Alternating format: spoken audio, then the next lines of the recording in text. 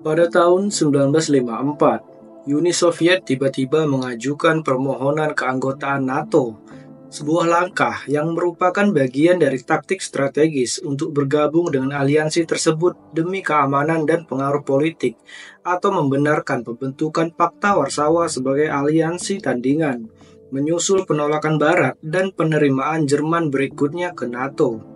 Permintaan Uni Soviet tahun 1954 untuk bergabung dengan NATO yang diungkapkan oleh Presiden Rusia Vladimir Putin pada tahun 2001 merupakan langkah yang diperhitungkan oleh pemimpin baru Uni Soviet di bawah Nikita Khrushchev yang berusaha meredakan ketegangan dengan Barat melalui kebijakan destalinisasi. Usulan tersebut yang dipelopori oleh Menteri Luar Negeri Vyacheslav Molotov bertujuan untuk mengintegrasikan Uni Soviet ke dalam aliansi pertahanan Barat.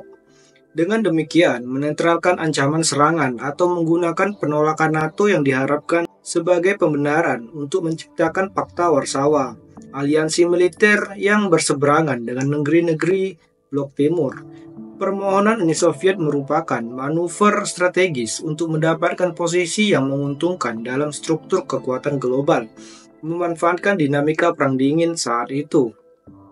Presiden Rusia Vladimir Putin merilis dokumen yang telah diklasifikasi pada bulan Juni 2001. Banyak sejarawan Perang Dingin yang merinding mendengar pengungkapan tersebut. Dokumen tersebut yang bertanggal 1954 merupakan catatan dari para pemimpin Soviet kepada para pemimpin Pakta Pertahanan Atlantik Utara atau NATO.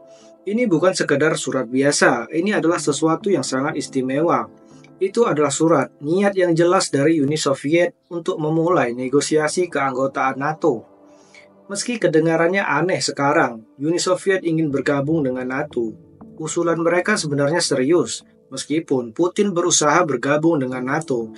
Pada tahun-tahun awal pemerintahannya, tawaran lebih santai daripada tawaran Uni Soviet. Rencana Soviet untuk bergabung dengan NATO dipikirkan secara matang dan hal itu mengejutkan para anggota NATO. Tetapi, mengapa harus bergabung dengan aliansi yang dibentuk untuk menjauhkan Uni Soviet itu sendiri? Untuk mendapatkan jawabannya, kita perlu kembali ke masa pembentukan NATO setelah Perang Dunia Kedua dan transisi kekuasaan di dalam Uni Soviet. Jadi, mengapa kita harus belajar tentang sejarah NATO? Kita sudah tahu bahwa ide di balik NATO adalah untuk menjauhkan Uni Soviet. Hari-hari awal NATO dan piagamnya memberi kita petunjuk mengapa Uni Soviet ingin mengajukan permohonan keanggotaan NATO. Sebelum pembentukan NATO, Prancis dan Inggris pada bulan Maret 1947 sepakat untuk saling membantu jika Uni Soviet atau Jerman menyerang mereka. Kemudian, di Brussels 1948, Inggris dan Prancis memasukkan Belanda, Belgia, dan Luksemburg dalam perjanjian kerjasama tersebut. Para sejarawan menyebut aliansi baru ini sebagai Brussels Treaty Organization atau BTO. Negara-negara BTO merasa mereka tidak cukup kuat untuk melawan ancaman dari Jerman atau Uni Soviet. Oleh karena itu, mereka mengundang AS untuk bergabung bersama Kanada, Portugal, Italia, Norwegia, Denmark, dan Islandia. Intinya, semakin banyak negara yang bergabung maka semakin kuat. Pada tanggal 4 April 1949, negara-negara BTO ini dan negara-negara undangan menandatangani Perjanjian Atlantik Utara di Washington DC. Dalam piagam NATO disebutkan bahwa perjanjian tersebut merupakan kemitraan pertahanan. Para penandatangan sepakat untuk saling membantu jika ada anggota NATO yang berada dalam bahaya atau diserang. Di sini semuanya menjadi menarik. Tidak ada satupun piagam NATO yang menyebutkan bahwa Uni Soviet tidak dapat bergabung. Tidak ada negara Soviet yang diizinkan bergabung merupakan rahasia umum. Setelah bertempur bersama sekutu selama Perang Dunia II, Uni Soviet menjadi curiga terhadap apa yang dilakukan bekas sekutu mereka.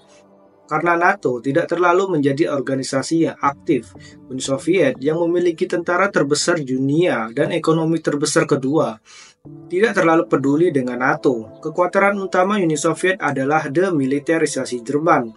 Selama Jerman bukan anggota aliansi militer manapun, Uni Soviet merasa tenang.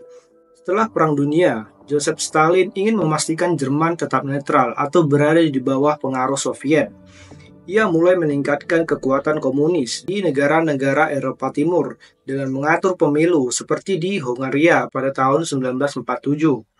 Hanya Yugoslavia yang dipimpin oleh Joseph Broz Tito yang tetap bebas dari pengaruh Soviet di Eropa Timur. Sebagian besar negara di seluruh dunia memandang Perserikatan Bangsa-Bangsa sebagai organisasi global yang sah setelah Perang Dunia Kedua. Uni Soviet tertarik untuk mendapatkan sebanyak mungkin kursi di PBB untuk memastikan bahwa negara-negara barat tidak memiliki keuntungan pemungutan suara yang tidak adil.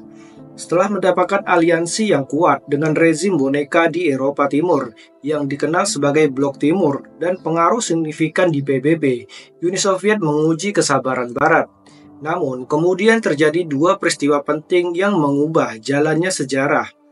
Stalin meninggal dan Jerman bergabung dengan NATO, mempengaruhi politik Perang Dingin hingga runtuhnya Uni Soviet.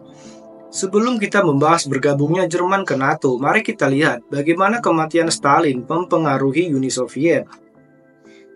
Stalin meninggal pada tanggal 5 Maret 1953 karena pendarahan otak.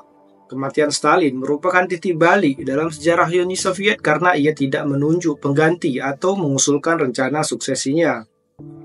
Georgy Malenkov, Lavrenti Beria, Vyacheslav Molotov termasuk di antara favorit untuk menggantikan Stalin sebagai sekretaris jenderal Partai Komunis Uni Soviet penguasa de facto. Semua orang mengira bahwa Malenkov dan Beria adalah kandidat terdepan untuk menggantikan Stalin, sementara orang luar bernama Nikita Khrushchev merupakan kandidat yang paling kecil kemungkinannya. Setelah kematian Stalin, Dewan Menteri membentuk presidium yang beranggotakan 10 orang, dipimpin oleh Malenkov, Beria, dan Molotov. Beria kemudian ditangkap dan dieksekusi pada bulan Desember 1953. Malenkov sempat mengepalai presidium untuk waktu yang singkat. Para pemimpin militer dan partai akhirnya memilih Khrushchev sebagai penerus sejati Stalin. Khrushchev menggantikan Malenkov di presidium dan memulai serangkaian reformasi. Ia menginginkan pemerintah menjadi lebih transparan dan ingin menghentikan permusuhan dengan Barat. Khrushchev adalah kebalikan dari Stalin, bahkan mengkritik kekejaman Stalin. Khrushchev menjalankan kebijakan destalinisasi Uni Soviet yang mencakup amnesti bagi lawan politik. Molotov bertanggung jawab atas urusan luar negeri dan pada bulan Maret 1954 ia mengusulkan kepada Presidium Soviet agar Uni Soviet mengajukan keanggotaan NATO. Komite menyetujui rencana tersebut. Mengapa Uni Soviet bekerja sama dengan negara-negara yang menganggapnya sebagai ancaman? Jawabannya sederhana. Bagi Uni Soviet, pengajuan untuk bergabung dengan NATO merupakan situasi yang menguntungkan bagi kedua belah pihak. Kita akan cari tahu alasannya. Molotov membayangkan sebuah komite pertahanannya, Pan Eropa yang terdiri dari Uni Soviet dan Jerman bersenjata di samping anggota NATO Eropa. Namun ada kendala. Usulan Soviet menurunkan status Amerika Serikat menjadi pengamat, bukan anggota aktif, berdasarkan perjanjian baru tersebut. Tentu saja, NATO menolak tawaran tersebut. Namun, Molotov tidak mau menyerah. Dia meyakinkan Khrushchev dan Malenkov bahwa AS harus diikut-sertakan dalam kesepakatan apapun agar bisa maju. Mereka setuju dalam usulannya yang direvisi.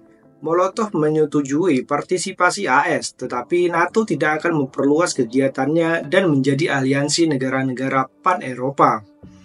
Tidak ada apapun dalam piagam NATO yang menghalangi Uni Soviet untuk bergabung dengan organisasi tersebut. Ingat bagaimana kami mengatakan bahwa bergabung dengan NATO adalah situasi yang menguntungkan bagi Uni Soviet. Berikut alasannya. Jika NATO menyambut Uni Soviet akan memiliki aliansi militer yang aman yang akan memberikan bantuan jika ada negara anggota yang diserang. Dengan demikian, Amerika Serikat dan Eropa tidak akan pernah menginvasi Uni Soviet. Tetapi Molotov tahu bahwa peluang para pemimpin NATO menyetujui usulan itu sangatlah tipis. Oleh karena itu, mereka punya rencana B. Jika NATO menolak permintaan keanggotaan Uni Soviet akan mempunyai alasan untuk membentuk aliansi melawan NATO yang mereka katakan sebagai agresor. Uni Soviet pada dasarnya akan memberitahu dunia, lihat, kami orang baik di sini. Kami ingin bekerja sama dengan semua orang, bahkan Jerman. Tetapi mereka atau NATO tidak mau melakukannya. Kami tidak punya pilihan selain melindungi diri sendiri. Itulah yang sebenarnya yang ingin dikatakan oleh Uni Soviet. NATO menolak permohonan tersebut karena Uni Soviet tidak memiliki lingkungan demokratis dengan pemilihan umum yang bebas dan adil. Untuk menambah intrik, NATO menyambut Jerman pada tanggal 6 Mei 1955, memberikan pembenaran kepada Uni Soviet yang telah mulai merencanakan aliansi militer. 8 hari kemudian, pada 14 Mei 1955, Uni Soviet membentuk Pakta Warsawa, kemitraan militer dan ekonomi dengan Albania, Jerman Timur, Bulgaria, Hongaria, Polandia, Romania, dan Cekoslovakia untuk melawan ancaman NATO. Para ahli perang dingin yakin bahwa strategi semacam itu selalu ada dalam pikiran Soviet. Namun, mereka membutuhkan alasan yang kuat untuk menunjukkan bahwa aliansi militer mereka merupakan ide yang bagus. Dengan NATO menerima negara yang sebelumnya netral, Jerman, Uni Soviet memiliki alasan yang sempurna untuk menjalin aliansi militer dengan negara-negara Eropa Timur. Maka dimulailah Perang Dingin yang menegangkan selama 3 dekade yang berlangsung hingga jatuhnya komunisme. Bisakah kita mencegah Perang Dingin jika Uni Soviet bergabung dengan NATO? Akankah Uni Soviet membentuk Pakta Warsawa jika Jerman tidak bergabung dengan NATO?